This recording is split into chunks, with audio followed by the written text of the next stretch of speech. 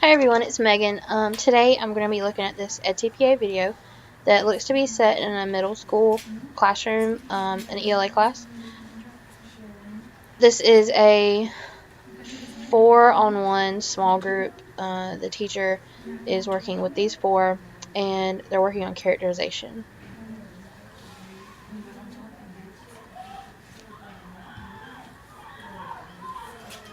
Okay, so flip back to the first page. If you were working on the synonyms, that's okay. Just flip back to the first page so we can go over it together. Flip back to the first page so we can go over it together. Okay, so what's one word that we would use to describe Olaf? What kind of character is Olaf? And we need to... One thing to note about the camera angle of this video is that it's stationary, it doesn't move, and the four students are always in the shot, and the student teacher moves around, and sometimes she's off screen, sometimes she's not, but she's working with the students and interacting, so that's the reason for their movement. Make sure that we have evidence to describe or to support what we said. Yes, Kenneth, go ahead. He is clumsy because he's not very responsible when it comes to his body parts, because when he was on the ice, his body parts kept on falling off of him. Okay, he kept losing parts of his body, right? Anyone else have anything? So the audio of this recording isn't the best, but we know that can't be helped. The teacher speaks clearly when she's having discussions with the students or interacting with them as a whole group. When she's talking to the students one-on-one or individually, sometimes you can't really understand what she's saying. And that's expected for videos of this caliber, I suppose. If I were to watch this from an edTPA standpoint, I think that I would consider this teacher to be professional. I don't think that the audio inhibits the message that she's trying to teach the children or anything like that. There aren't any added effects in this video. This is a simple recording of a classroom, so there's nothing added or anything like that. Okay, good. He really wanted that carrot, right? It was part of his nose. Okay, what about Sven? What kind of character is Sven? So in this video, I've sort of cropped it halfway. At the beginning of the lesson, she actually plays a clip from Frozen. And I think it's one of the trailers from the movie where Olaf the snowman and Sven the reindeer are interacting. She uses this as sort of an icebreaker for the kids. She asks them to write down the characteristics of the two characters and then sort of to describe their relationship. And this leads into her characterization lesson. From my professional experience, I know that using characters that the students are familiar with is a great place to start with when you're introducing characterization or just touching on it.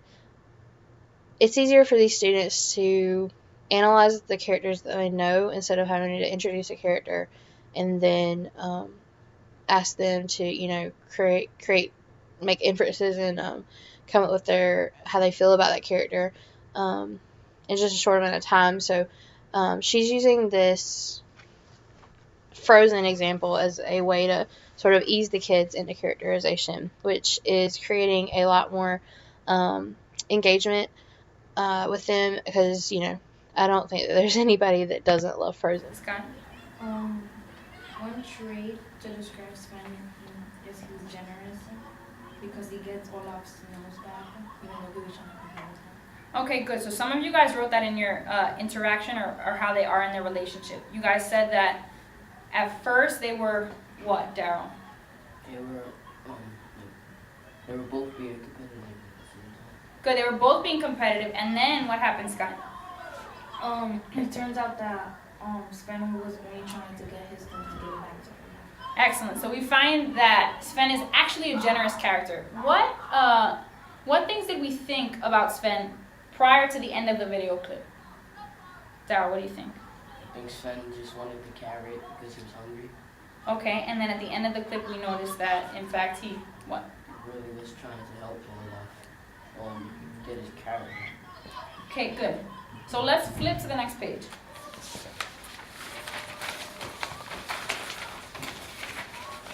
So What is that called? Was that directly stated in the video? Did the video have a lot of words in it? No. So what is that called? What did you guys do? So the teacher is using student responses to promote thinking by using discussion. She asks the students questions that is related to the assignment or the lesson, but she's using things, like I said, like Frozen, that are very familiar to them and that they can enjoy talking about.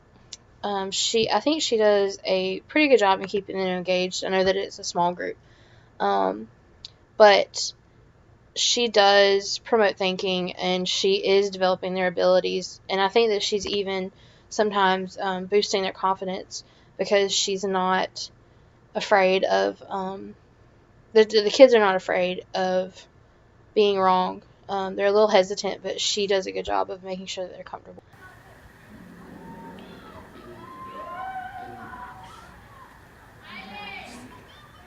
Something we just figured out something that wasn't You're on the right track. You figured out something that what?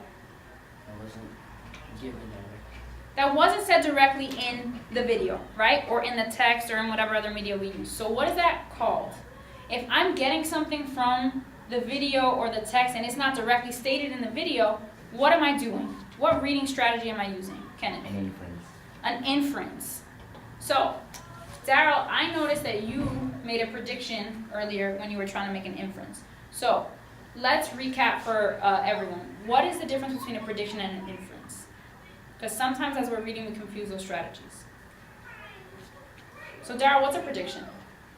something that you So I want you guys to underline will. That word is super important. Okay, what's the difference between a prediction now, and let's move on to the next word, inference. What is an inference? So a lot of times when we're making inferences in stories, we tend to confuse these two things. Prediction is something that I think will happen, but an inference is what? What can we remember about inference? Sky, what do you think? Something that is given to us without context clues. Good. So Daryl, that's what you were thinking of earlier. Something given to you in the text.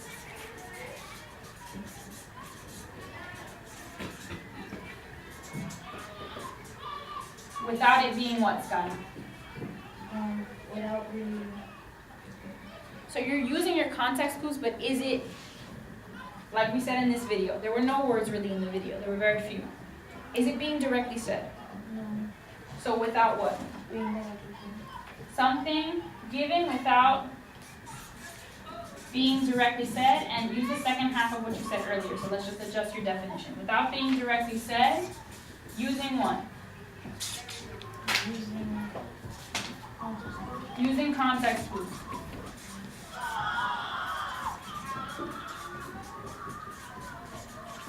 Okay, so if I'm writing, you are also all writing. All right. So, give you guys one more minute to finish writing down the definitions. So here you can see the teacher actually walking around and giving silent feedback on her students' paper. She does this by leaving check marks or writing small notes on their paper as they're working. And I think this is a great way to keep students, working, and they don't really have to look up for validation. You're giving it to them as you walk around. And I think this is a great strategy for a small group. Okay. Thank you. All right. So, let's move forward to the next thing. How many of you guys are familiar with the short story Little Red Riding Hood? Old fairy tale. Okay, who can give me a recap of what happens in Little Red Riding Hood? Just like one or two sentences. Kenneth, go ahead. Little Red Riding Hood was going to her grandma's house, Mm-hmm. give her some pastries. Okay. And Some It was- pastry. there was a wolf, and then It was a what? a wolf, Okay. and then the wolf disguised itself as the grandmother, but at first it ate the grandmother. Who came in and saved them? Little Red Riding Hood. No. Hunter. Who saved them, Giselle? Hunter. A huntsman came in and saved them. Okay, so that's what we're picking up in this part of the story.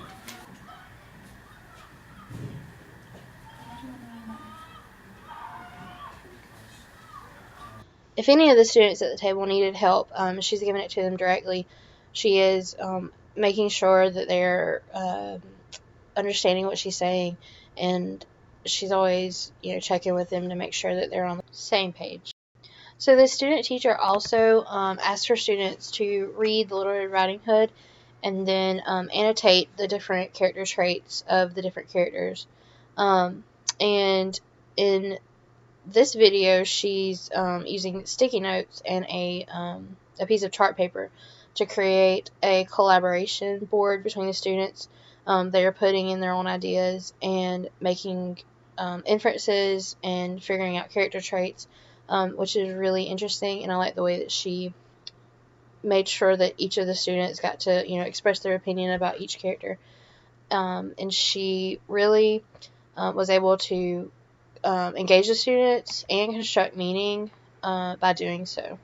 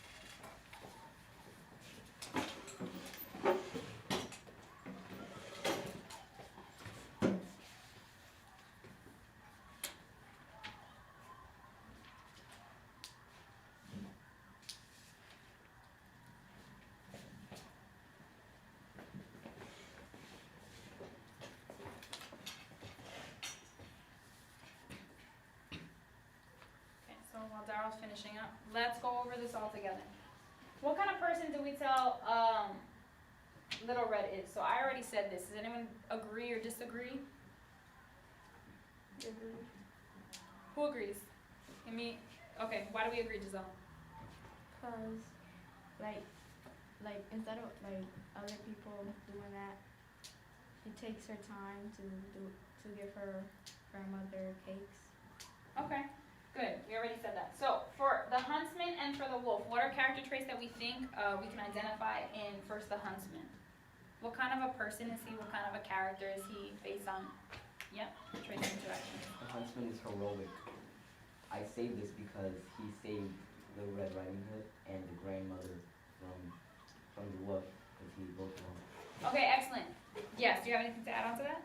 I say that the huntsman is a fair person because normal people wouldn't stop and help. Mm-hmm. Most of them would just walk by because it's none of